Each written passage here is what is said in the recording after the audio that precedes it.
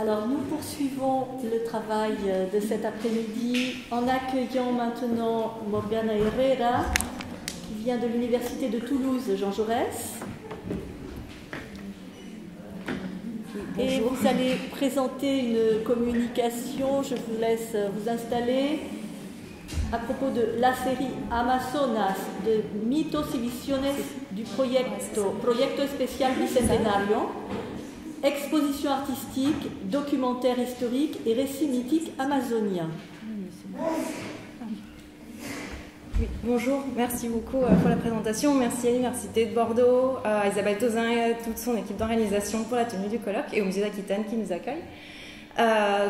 C'est super de passer après Thibaut parce que je veux vous parler encore d'art amazonien à partir d'une exposition ou web-série, enfin un objet que je vais essayer de vous présenter aujourd'hui, qui est donc la série Amazonas de Mitos y Visiones, qui a été inaugurée en ligne le 11 février 2021 sur la plateforme du Proyecto Especial Bicentenario, qu'à partir de maintenant je vais appeler le PEB, qui est donc en fait l'instance d'organisation de tous les actes de commémoration du bicentenaire de l'indépendance au Pérou. Toute cette programmation a dû passer sur le mode virtuel à cause de la pandémie, à cause du Covid. Donc, cette série Amazonas de Mitos y Visiones est composée de 10 petites vidéos. Je précise qu'elle est en ligne, vous pouvez encore la consulter, je vous invite à la consulter parce que je vais vous montrer que quelques captures d'écran en fait, de la série. Donc, je vous ai fait une capture d'écran des 10 chapitres de la série. Chaque chapitre correspond à un mythe de la tradition orale amazonienne, de divers groupes de l'Amazonie. Et chaque chapitre va être illustré par une série de productions artistiques qui permettent, le tout permet d'aborder en fait une série de problématiques sur l'Amazonie, que ce soit une problématique historique, sociale, géographique, écologique. Et donc par son utilisation de productions artistiques pour illustrer ces mythes, il s'agit, à mon sens, cette série est également une exposition vraiment d'art qui va regrouper les œuvres des principaux représentants de ce qui au Pérou est connu aujourd'hui comme el arte amazónico, donc l'art amazonien, qui va à la fois regrouper des artistes indigènes tels que ceux qui ont été présentés par Thibaut Cadieux, mais également des artistes qui ne s'identifient pas comme indigènes, qui soient métis ou pas, qui proviennent des milieux urbains amazoniens ou de Lima ou d'autres villes du pays, voire des artistes étrangers. Et je pense que d'ailleurs c'est une des forces de ce courant, c'est qu'en fait ça recoupe une quantité d'artistes assez différentes. Ce qui les regroupe, c'est que toutes leurs œuvres entretiennent un rapport assez particulier à l'Amazonie, une réflexion sur cet espace. Donc, au sein d'une plateforme nationale telle que le bicentenaire de l'indépendance, qui donc, comme toute commémoration nationale, propice à une réflexion sur le sens de l'identité péruvienne, Amazonas de Mitos y Visiones propose une vision esthétiquement et politiquement engagée de l'Amazonie, alors qu'il s'agit, comme ça a déjà été dit précédemment, d'une des régions historiquement les moins sollicitées par les discours hégémoniques de construction nationale. Donc, comment comprendre la position relativement privilégiée de cette série au sein de l'ensemble du programme des expositions du PEB cette série a vraiment eu pas mal de visibilité et de succès au sein de toute la programmation du Proyecto Especial Bicentenario.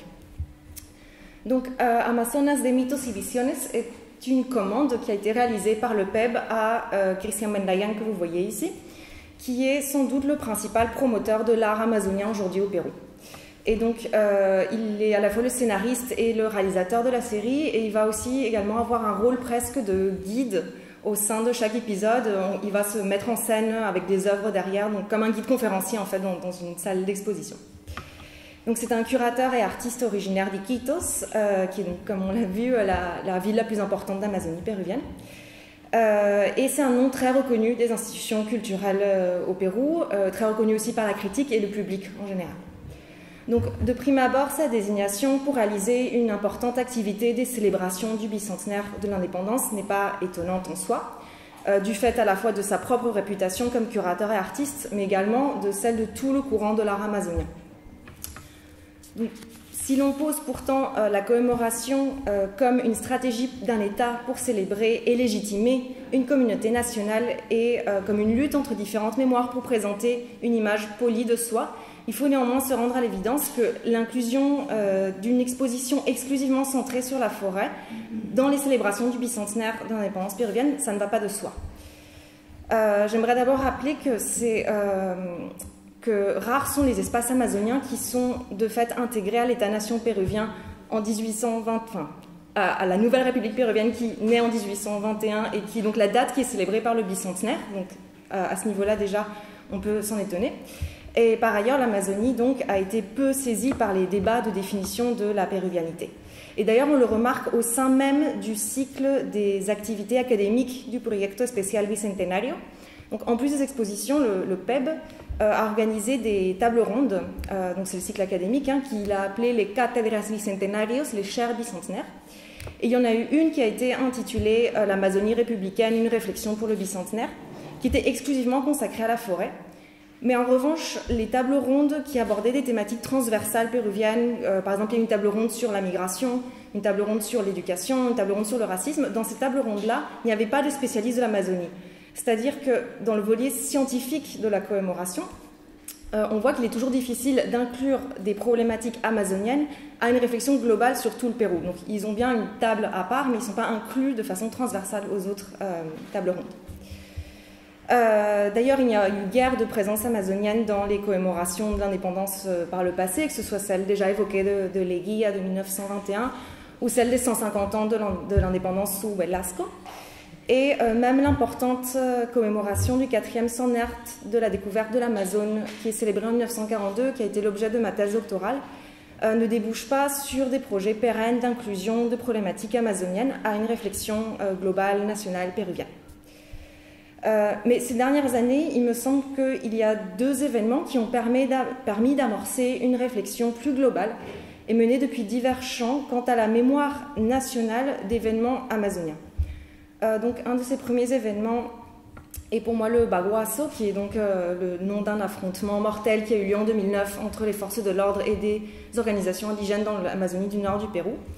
Dans le texte d'une exposition qui a eu lieu en 2017, je crois, à Lima, sur la photographie en Amazonie, les curateurs de l'exposition, donc à la fois Cristian Bendayan et un autre spécialiste d'Amazonie qui s'appelle Manuel Cornejo Chaparro, avaient écrit dans leur texte d'introduction, donc je les cite, « Depuis Bagua ou le Baguaço, le Pérou ne peut pas être imaginé sans prendre en compte ses racines et perspectives amazoniennes. » Et l'autre événement de ces dernières années qui me semble a vraiment mis sur le début le devant de la scène péruvienne une mémoire amazonienne, c'est ce qu'évoquait Thibaut précédemment, le centenaire du scandale du Putumayo, qui donc a eu lieu en 2012 pour commémorer les 100 ans de l'exploitation, du scandale lié à l'exploitation, à la répression des travailleurs indigènes du caoutchouc.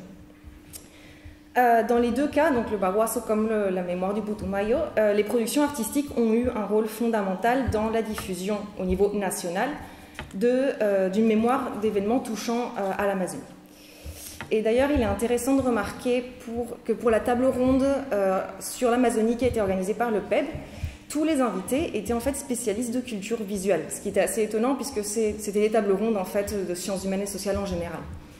Donc, les invités de cette table ronde étaient donc Cristian Bendayan, que j'ai déjà mentionné, Remery Ahuarcani, dont a déjà parlé Thibaut, qui est probablement aujourd'hui un des peintres indigènes amazoniens les plus reconnus au Pérou, Luis Elvira Belaunde, qui est une anthropologue, qui elle est spécialiste d'une pratique de picturale abstraite, principalement réalisée par des femmes Shipi-Oconillos, et qui a eu beaucoup d'influence sur les manifestations d'art contemporain au Pérou. Et un historien, Juan Carlos Lacerna, qui n'est pas spécialiste d'art à proprement parler, mais qui est spécialiste de circulation de photographie en Amazonie, donc toujours dans la culture visuelle. Cette fonction des représentations visuelles, et notamment artistiques, est à la fois retracée et confirmée dans la série Amazonas de mitos y visiones. Donc, le fil directeur de cette série, c'est le mythe, mais j'aimerais aborder aussi cet objet comme une authentique exposition d'art amazonien qui, compte tenu du cadre commémoratif, affirme la nouvelle place de ce courant dans l'histoire de l'art péruvien.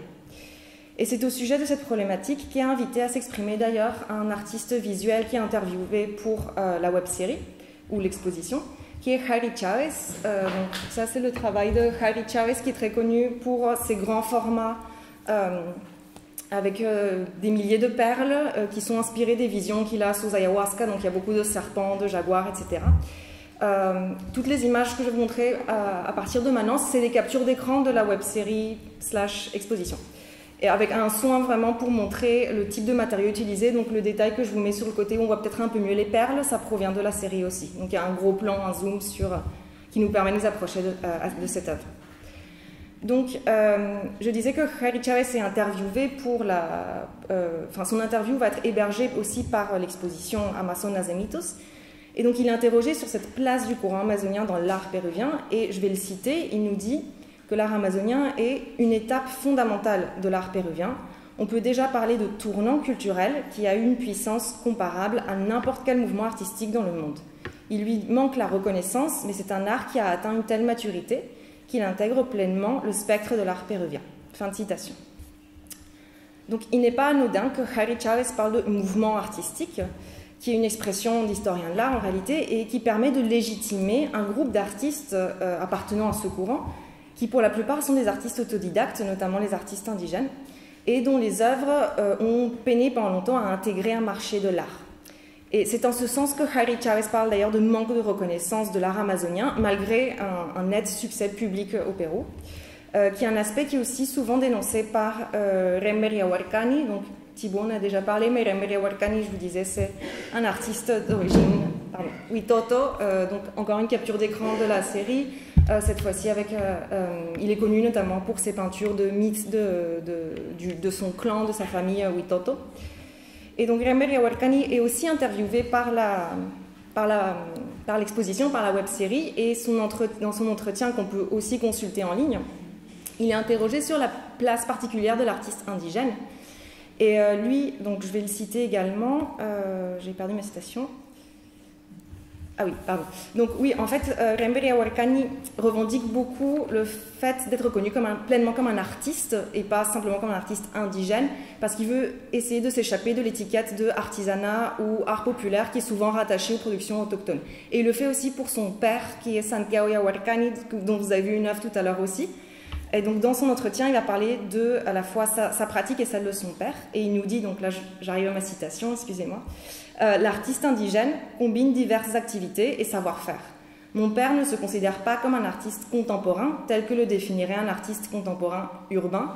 Je fais une incise, quand Remberia Huarcani parle d'artistes urbains, il veut dire des artistes non indigènes, ce qui est assez paradoxal parce qu'il y a un groupe d'artistes indigènes basés à Lima, dans la ville, qui sont en fait des indigènes urbains, mais c'est sa façon en fait de catégoriser.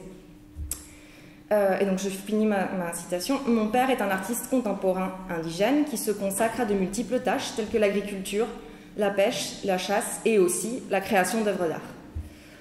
Donc cette complexité de l'art amazonien qui ne peut se subsumer à des catégories fixes comme le montrent les deux entretiens que j'ai cités, est représentée tout au long de la série Amazonas de Mitos y Visiones, qui va inclure une diversité de profils d'artistes comme de médiums utilisés. Et ça, c'est, je pense, propre à la pratique curatoriale de Cristian Mendayan que je vous ai présenté au début, de vraiment mélanger tous les genres, tous les supports artistiques, etc. Donc, je vais catégoriser un peu ces supports, même si la série ne le fait pas du tout, mais c'est simplement pour que vous ayez une idée du foisonnement artistique qu'il y a. Donc, il inclut bien évidemment des peintures. Donc, je ne vais pas vous montrer une peinture, mais là, donc, on voit un exemple de peinture. Des dessins. Donc, là, il s'agit d'une série qui combine à la fois les traditions du peuple Chipio et la présence de missionnaires en Amazonie, de Luis Martínez Dávila. Il va aussi également, donc on retrouve Cristian Mendayan, notre guide conférencier dans cette série. Il inclut également des photographies, donc ici c'est le cas d'Adrien Portugal, un photographe liménien assez reconnu à la base de presse, mais qui a aussi un autre type de travail. Dans l'épisode sur le bateau fantôme, qui est un des mythes présentés, donc là on a une illustration par la photographie. On a également des xylographies, des gravures, hein. Ici l'exemple de Luis Torres Villar, avec c'est je crois l'épisode qui parle des industries extractives et l'assassinat de défenseurs de l'Amazonie qui vont être noyés. Non, je crois que c'est sur l'épisode qui revient sur les événements de Bagua et la disparition de leaders indigènes dans les fleuves. On peut avoir aussi des sculptures. Donc là, c'est le travail d'une artiste qui s'appelle Nancy La Rosa, qui a fondu en fait tous les bijoux familiaux en or pour retracer le cours du fleuve Madre de Dios et dénoncer les activités des industries extractives.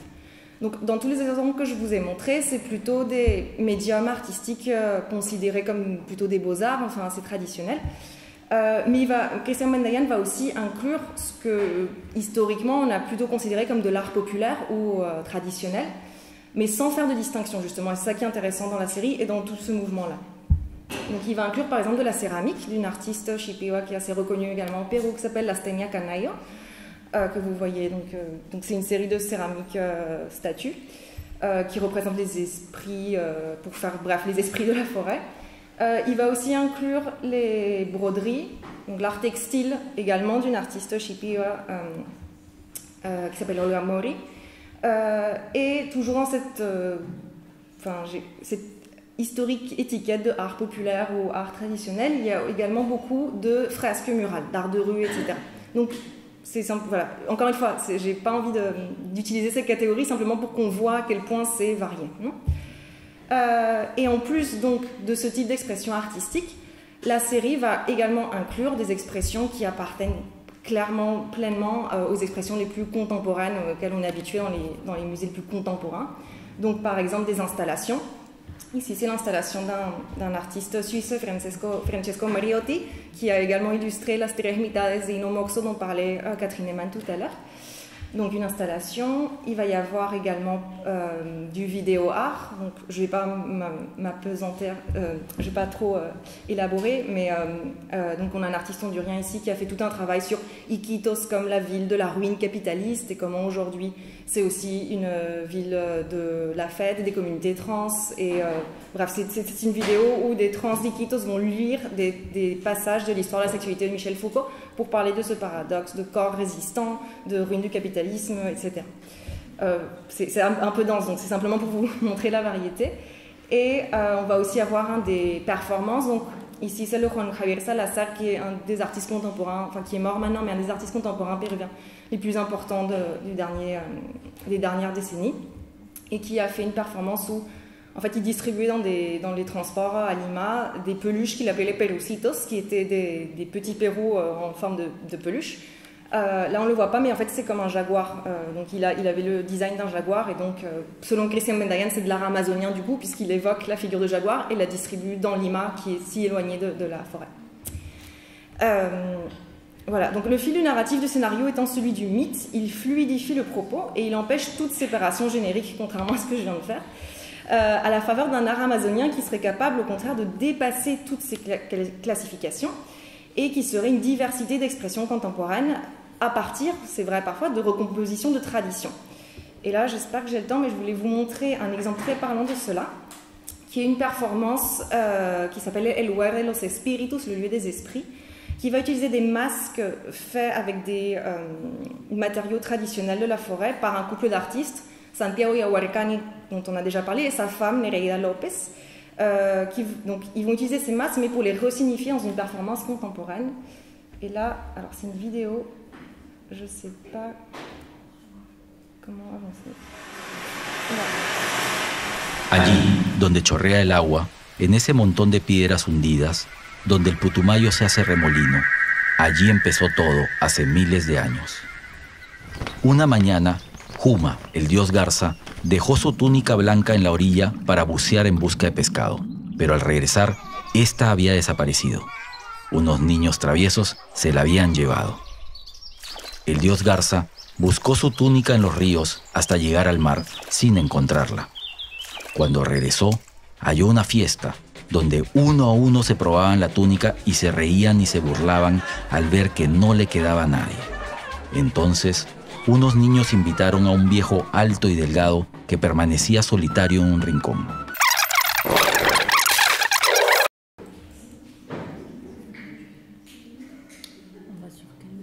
De toute façon, comme je vous disais, la série est en ligne, je vous invite vraiment à la regarder, elle est vraiment magnifique. Et on va passer après, je vous invite. Ouais, je vais le faire, celle d'après, j'ai peur que ça replante sinon. Plus bas. On va, après celle-là. Ouais, on va passer à la suivante. Merci beaucoup. Ok, donc on passe à la diapo suivante, mais je vous invite à regarder la performance en ligne. C'est parfait, merci. Voilà, et donc je vais passer à un autre sujet en fait, donc après cette tentative frustrée de vous montrer une performance. Donc la série, à mon sens, vise par ailleurs à inscrire ce dynamisme actuel de l'art amazonien dans un temps beaucoup plus long, lui donnant une profondeur historique pour contrer un discours que l'on peut entendre au Pérou qui va parler de mode et pas de courant artistique. Donc je vais ne citer qu'un exemple qui va être suivi de l'historicisation de l'utilisation du kene, qui est donc cette pratique abstracte picturale dont je vous parlais, que l'on voit dans la petite vignette du bas. Donc c'est en fait le début de chaque chapitre part d'un mythe qui va être illustré par une dessinatrice plutôt d'animation. Donc chaque mythe est illustré comme ça. Et là c'est des captures d'écran d'un des mythes qui s'appelle le mythe de Ronin, qui est donc un serpent d'eau qui aurait offert à des femmes de la communauté Shipi ou Koniwo une plante qui s'appelle le piripiri, et quand elles le placent sur les yeux, elles ont eu la vision en fait de ce design qui s'appelle le kene, et ensuite elles réalisent sur la céramique, du corps, des broderies, et aujourd'hui sur d'autres supports justement. Donc ce chapitre qui est centré sur le kene met en parallèle les utilisations les plus contemporaines du kene, comme l'artiste, je pense, probablement qui est la plus connue dans ce domaine, qui est Olinda Silvano, qui a elle n'est pas la seule, hein, mais c'est peut-être le nom le plus reconnu au Pérou, qui fait du kene sur des grandes fresques murales.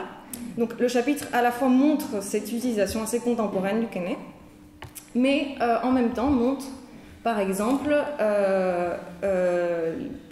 des céramiques plus anciennes, hein, d'ici de 1950, où l'on voit également ce trait géométrique, et qui sont ici donc des céramiques conservées au musée de la culture péruvienne, qui est, pour faire très vite, un musée d'art et tradition populaire. Et à l'époque de leur mise en vitrine, ces pièces étaient incluses dans des collections ethnographiques sans le nom de leur productrice, qui est aujourd'hui perdu. Donc d'ailleurs, c'est pour ça qu'il n'y a pas de nom ici sur cette capture d'écran de la série.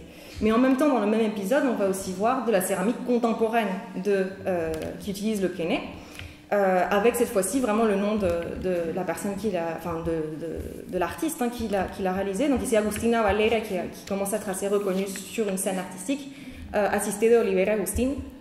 Et donc par leur reconnaissance comme artiste et non comme artisan anonyme, ça permet de voir autrement la céramique Shipi o Koniwo. Et donc à tout ce chapitre centré sur le mythe de Ronin, de montrer une évolution dans l'appréciation artistique du kene et de ces différentes techniques de réalisation.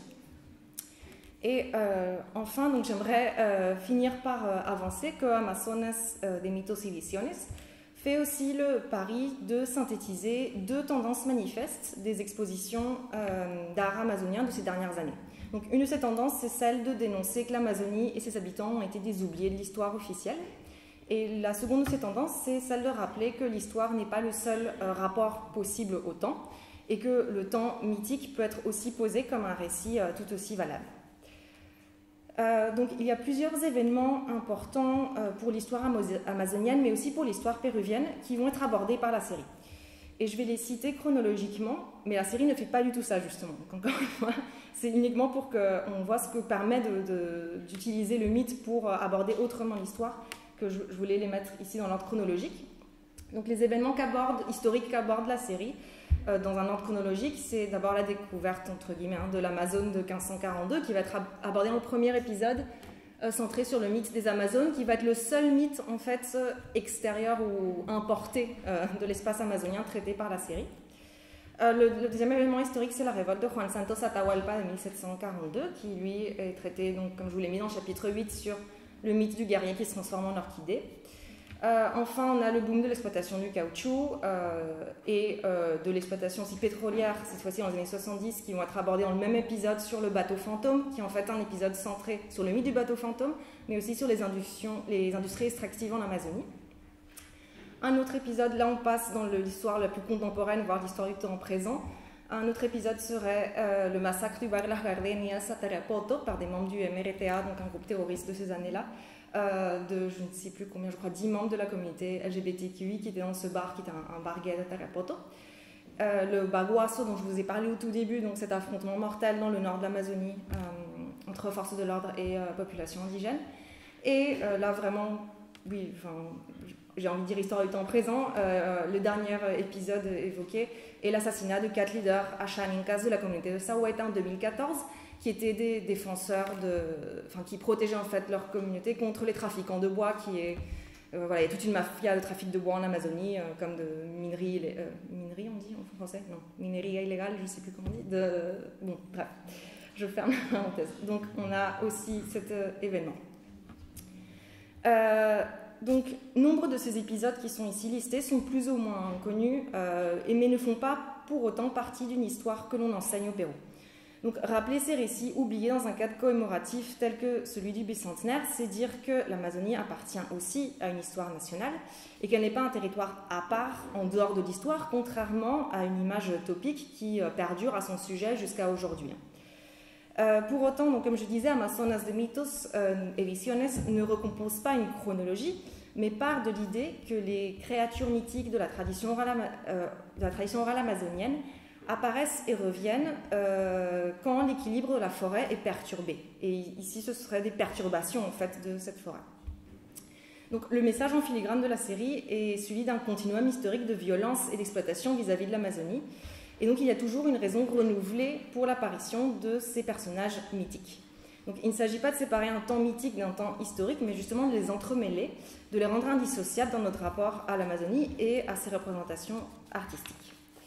Donc, je vais prendre un exemple de mythe et de créatures mythiques traitées de cette façon, qui va être le Chuyachaki de l'épisode 9. Donc, oui, c'est le dernier épisode que j'ai listé là.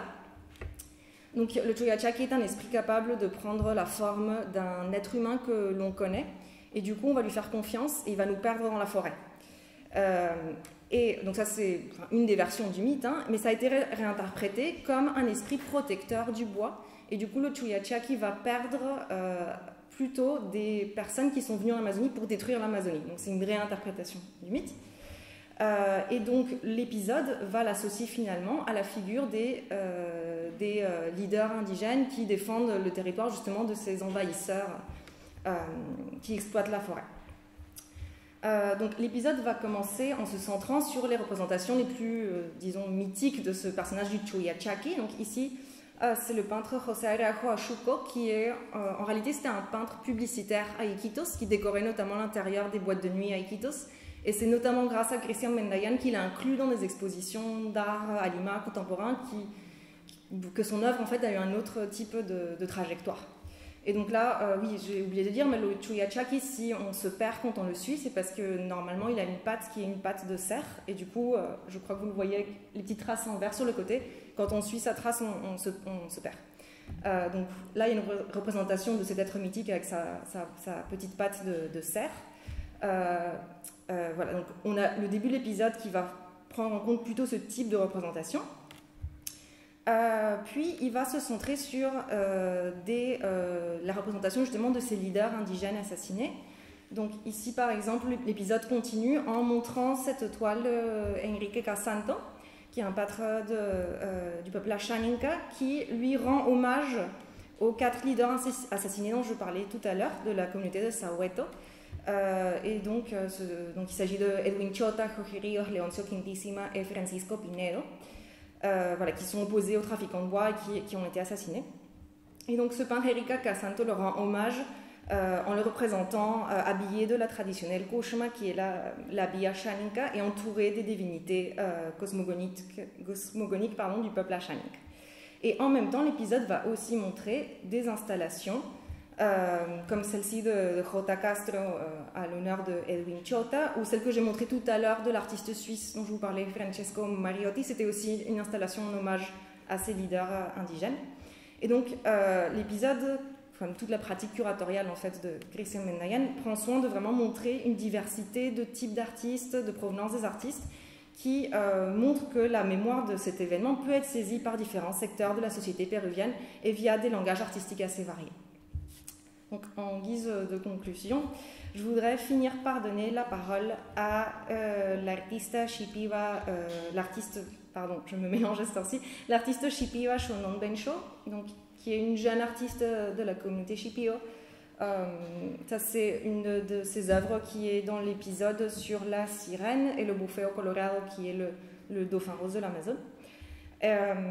Et donc, Shonon Bencho avait lu un texte lors du vernissage en ligne ou inauguration de la série en ligne en février 2021, où elle avait posé le rapport compliqué à l'histoire péruvienne pour les peuples amazoniens.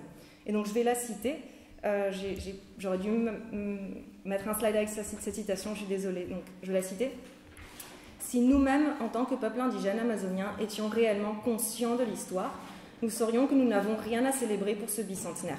C'est l'État péruvien moderne, et donc pas l'Empire espagnol, c'est l'État péruvien moderne qui nous a conquis, qui nous a usurpé notre territoire ancestral, qui a abusé de nous, qui a prétendu nous éliminer culturellement.